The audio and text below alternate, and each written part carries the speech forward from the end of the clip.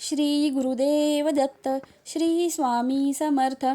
दत्त परिक्रमा. श्री दत्त परिक्रमा ही दत्त तीर्थक्षेत्रांचे दर्शन घडवून तिथल्या पुण्याचा लाभ आणि त्यासोबत श्री दत्तात्रेयांची प्रसन्नता मिळवून देणारी परिक्रमा आहे. श्री दत्तात्रेयांबरोबरच त्यांचे विविध अवतार, त्यांचे शिष्य, दत्त सांप्रदायिक सत्पुरुष या सर्वांचे वैशिष्ट्य म्हणजे ते आपल्या भक्तांवर अकारण प्रीती करतात, त्यांना बळ देतात, त्यांच्या समस्येतून त्यांना सोडवतात आणि त्यांना भक्ती मार्गावर पुढे घेऊन जातात असे मानले जाते. श्री दत्तात्रेयाने 24 गुरु केले आहेत. या 24 गुरूंकडून त्यांनी काही ना काही गुण संपादन केले आहे. जगद्गुरू होण्यासाठी त्यांनी प्रचंड तपश्चर्या, साधना आणि तीर्थाटन केले आहे. श्री दत्तात्रेय हे एक असे दैवत ज्यांचे अस्तित्व चिरंतन आहे. ते सर्वसमावेशक आहे आणि सर्वांना सामावून घेणारे आहे. त्यांचा समन्वयादी दृष्टिकोन सामाजिक, नैसर्गिक, मानसिक, भावनिक, आध्यात्मिक संतुलन राखण्यासाठी सहाय्यकारी आहे. त्यांचे हे विभूतिमत्व अत्यंत प्रत्ययकारी आहे. दत्तात्रेयांचे 24 गुरु म्हणजे मानवी शरीरातील 24 शक्ती केंद्राची प्रतीके आहेत. प्रत्येक मानवी शरीर म्हणजे सर्व विश्वांची एक प्रतिकृती आहे. जे पिंडी ते ब्रह्मांडी असे म्हटले जाते. साधनेमुळे आणि उपासनेमुळे ही केंद्रे जागृत होत जातात. त्यामुळे माणसाच्या शक्तीमध्ये वाढ होते. त्याला पंचमहाभूतांचे सहकार्य मिळते. सृष्टीचक्राशी त्यांचा समन्वय होतो. त्यांची कार्यक्षमता वाढते. जीवनाकडे पाहण्याचा सकारात्मक दृष्टिकोन वाढतो. एकंदरीत त्या व्यक्तीचे जीवन प्रगल्भ होते. जाणीवा आणि नेणीवा यातील अंतर कमी होत जाऊन ती व्यक्ती परिपूर्ण होण्यास सुरुवात होते. श्री दत्त परिक्रमा हा असाच माणसाशी शक्ती केंद्रे जागृत करण्याचा प्रयास आहे. देशातील प्रत्येक श्री दत्त क्षेत्राला भेट द्यायची भक्तांची इच्छा असते. मात्र तसा योग जमून येणे अवघड आहे. संपूर्ण देशात विविध ठिकाणी शेकडो श्री दत्त क्षेत्र आहेत आणि गावागावात एखादे दत्त मंदिर असल्याचे आढळते. मात्र तरीही काही प्रमुख श्री दत्त क्षेत्रे ही प्रसिद्ध आहेत. महाराष्ट्र, कर्नाटक, आंध्र प्रदेश आणि गुजरात या 4 राज्यातील अशा 24 दत्त क्षेत्रांना एकत्र गुंफून ही दत्त परिक्रमा करता येते. या दत्त परिक्रमेची सुरुवात पुणे येथून श्री शंकर महाराज समाधी मंदिरापासून केली आहे. त्याचा क्रम खालीलप्रमाणे आहे.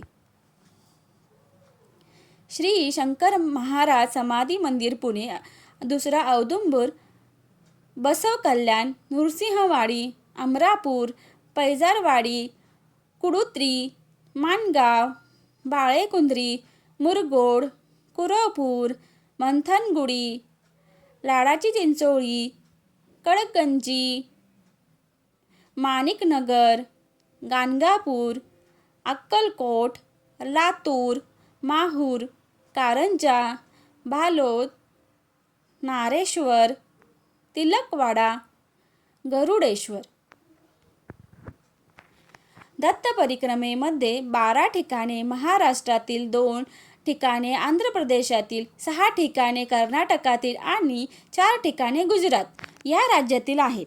एकूण साधारण 3600 किलोमीटरचा प्रवास असून तो बसने अथवा गाडीने करता येतो.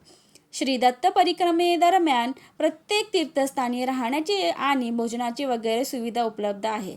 श्री दत्त परिक्रमेतील विविध क्षेत्रे श्री दत्तात्रेयांच्या आणि त्यांच्या अवतारांच्या बरोबर जोडली गेली आहेत. दत्त अवताराचे वेगळेपण हेच आहे की दत्त अवतारांचे कार्य आणि वारसा विविध सत्पुरुषांच्या माध्यमातून निरंतर प्रवाहित आहे.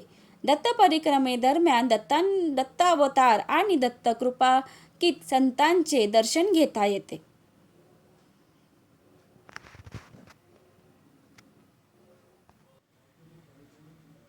पहिला श्रीपाद श्री वल्लभ श्री नृसिंह सरस्वती स्वामी महाराज, श्री स्वामी समर्थ महाराज, श्री माणिक प्रभू महाराज, वासुदेवानंद सरस्वती स्वामी महाराज, पंत महाराज बाळेकुंद्रीकर, चिदंबर दीक्षित स्वामी महाराज, दीक्षित स्वामी महाराज, गुळवणी महाराज, चिले महाराज, श्रीधर स्वामी, श्री सायदेव, श्री सदानंद दत्त महाराज, रंगावधूत महाराज, श्री शंकर महाराज. दत्त परिक्रमेतील ही तीर्थस्थाने विविध राज्यात, विविध क्षेत्रात, प्रदेशात आहे. मात्र दत्तभक्तीचे सूत्र त्यांच्यामध्ये समान आहे. येथील भाषा, चालीरीती, संस्कृती, खाण्यापिण्याच्या सवयी वेगवेगळ्या आहेत. तेथील भौगोलिक परिसर, जीवनपद्धती, समाजव्यवस्था भिन्न आहे. मात्र एका सूत्ररूपाने ही सर्व क्षेत्रे एकत्र गुंफली गेली आहेत असे लक्षात येते. समाजातील विविध स्तरांतील जनसमुदायांना एकत्र जोडणारी ही दत्त परिक्रमा आहे. जे जे भेटिले भूत ते ते मानी जे भगवंत. अर्थात प्रत्येक व्यक्तीमध्ये भगवंत आहे, प्रत्येक व्यक्तीमध्ये दत्त आहेत. प्रत्येक व्यक्तीने असे म्हटले पाहिजे की दत्तोहम. याचा अर्थ चांगुलपणाचा, देवत्वाचा, सात्विकतेचा अंश प्रत्येक व्यक्तीमध्ये आहे. तो फुलवण्याचे काम प्रत्येकाला करायचे आहे. दत्त परिक्रमेमुळे साधकाचे जीवन उजळून निघते. साधक सुवर्णरूपी होतो. याचे मुख्य कारण म्हणजे अनुभूती.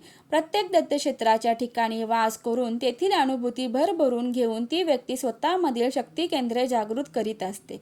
समाजाच्या सहाय्याने, विविध लोकांच्या सहकार्याने अनेक व्यक्तींना एकत्र घेऊन समन्वय साधून एखादे कार्य घडवावे लागते. तीर्थस्थानांना भेटी देऊन मनाला शांतता लाभते आणि प्रसन्नता निर्माण होते. श्री दत्त परिक्रमेमध्ये आपण सर्वात जास्त काळ कृष्णा नदीच्या सानिध्यामध्ये घालवतो. श्री दत्तात्रेयांना पर्वतांप्रमाणेच नद्यांचेही फार आकर्षण आहे. श्रीपाद, श्री वल्लभ आणि श्री नृसिंह सरस्वती यांचा अधिकाधिक काळ कृष्णा नदीच्या सानिध्यात गेला आहे. कृष्णेबरोबरच भीमा आणि नर्मदा या दोन मोठ्या नद्यांचा आपल्याला दत्त परिक्रमेदरम्यान सहवास घडतो. गाणगापूर येथे भीमा अमरजा यांचा संगम आहे.